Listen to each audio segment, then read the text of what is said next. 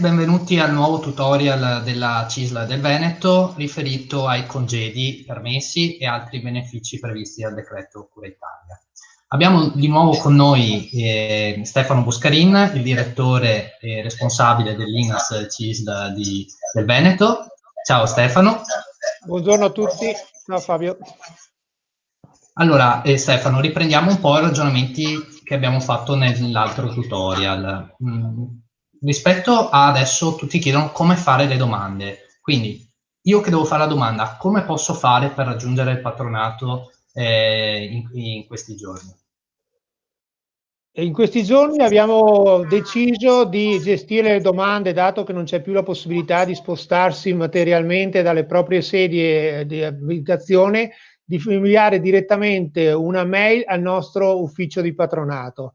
Conseguentemente, appena ricevuta la mail, i nostri operatori manderanno alla mail dell'interessato un questionario nel quale dovranno essere definiti alcuni dati essenziali che ci servono per l'invio della domanda telematica all'INPS e ovviamente il mandato di assistenza e rappresentanza che ci serve per la privacy per poter inviare le domande. Successivamente, quando il patronato riceverà di ritorno tutta questa documentazione, in quel momento ci sarà l'invio telematico della domanda all'ente previdenziale, quindi in questo caso all'INPS, e infine la ricevuta della domanda viene rinviata alla mail dell'interessato. Quindi praticamente sto tranquillo, mando la domanda via mail alle mail che sono in sovrappressione e poi mi ricontattate coi tempi, visto che ci sono tante domande in questo momento, e però so che non c'è nessuna urgenza, nel senso che comunque tutti avranno una risposta, corretto? Confermo quello che hai detto, tutti quanti avranno una risposta tramite la mail, ovviamente nei tempi consentiti anche dai nostri operatori per gestire le mail a livello territoriale, perché sono molte quelle che ci stanno già arrivando. Bene, Stefano, rispetto al tutorial precedente, sono stati fatti anche dei messaggi esplicativi da parte dell'INPS rispetto alle modalità, dei chiarimenti. Ecco, che novità ci puoi dire rispetto ai congedi, ad esempio? Allora, sicuramente ci sono delle novità importanti perché, soprattutto per i congedi dei 15 giorni, per coloro che stanno già usufruendo di giornate di congedo parentale normale, non c'è nessunissimo problema, non devono fare assolutamente niente gli interessati perché questi congedi verranno tramutati automaticamente dall'INPS d'ufficio in congedi straordinari Covid-19 e quindi per quelli che stanno già usufruendo di congedi non devono assolutamente né fare nessuna domanda né mandare mail al patronato perché questi vengono gestiti automaticamente d'ufficio dall'INPS. Chi deve fare la domanda è chi non sta usufruendo di alcun congedo parentale normale, che allora per i periodi da qua in avanti, per quelli che hanno fino ai 12 anni di età, dovranno fare una domanda, quindi invieranno i periodi tramite la mail, i periodi che sono necessari a loro per di questo congedo e successivamente verrà inoltrata dal patronato la domanda. Quindi solamente per le persone che fino ad ora non hanno usufruito del congedo ordinario dal 5 marzo in avanti. Ultima cosa, per quelli che vogliono usufruire del congedo per i figli dai 12 ai 16 anni, questi non devono fare assolutamente nessuna domanda, ma devono solamente comunicare al datore di lavoro che stanno assenti per congedo e quindi aspettativa non retribuita in questi casi perché ovviamente non hanno nessun beneficio dal punto di vista economico.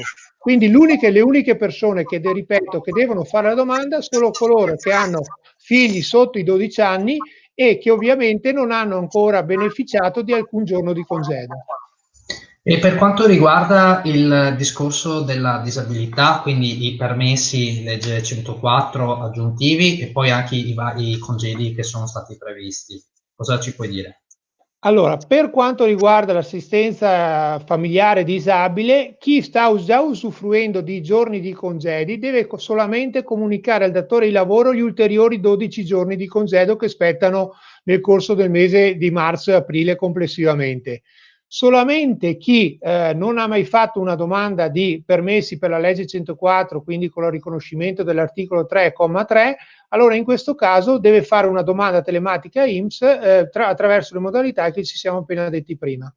Per quanto riguarda, torniamo al momento dei genitori, per quanto riguarda il voucher babysitter, raccogliamo molte richieste su questo. Ecco, quali sono i consigli che ci puoi dare e se è uguale il fatto che io abbia già un libretto famiglia o meno, se cambia qualcosa rispetto alla presentazione delle domande.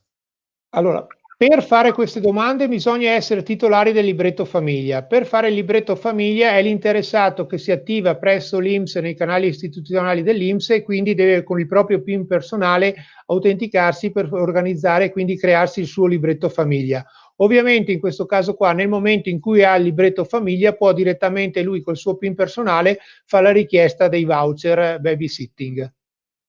Perfetto, è chiarissimo come sempre. E chiudiamo con il discorso delle varie indennità che sono state previste per i lavoratori stagionali, gli autonomi, eccetera, dal decreto Cura Italia.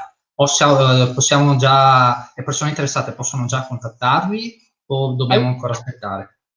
Allora, in questo caso è pervenuto un messaggio di chiarimento da parte dell'INPS nel quale viene detto che teoricamente il programma per inviare queste domande arriverà entro la prima settimana di aprile. Quindi al momento noi come patronato non possiamo fare queste domande in via telematica. Nel momento in cui si dovesse sbloccare questo programma informatico si può tranquillamente nelle consuete modalità pervenire e fare la domanda direttamente. Ok, chiarissimo. Quindi vediamo se ho capito bene. Io ho necessità di fare una delle domande rispetto alle agevolazioni che abbiamo appena detto. Vi mando una mail alle mail in sovraimpressione in base al territorio dove risiedo, giusto? E dopodiché sarò ricontattato nei tempi di gestione delle domande da voi che mi spiegherete cosa devo mandarvi, i documenti che servono e poi dopodiché voi presenterete a mio nome la domanda. Corretto? Ho capito giusto? Corretto, va benissimo la spiegazione che hai dato.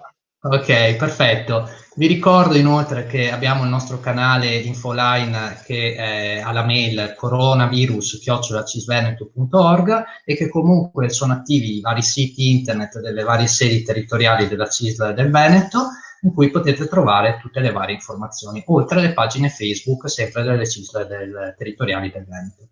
Grazie a Stefano, chiarissimo anche questa volta, gentilissimo, grazie Stefano. Ciao, grazie a tutti. Al prossimo tutorial.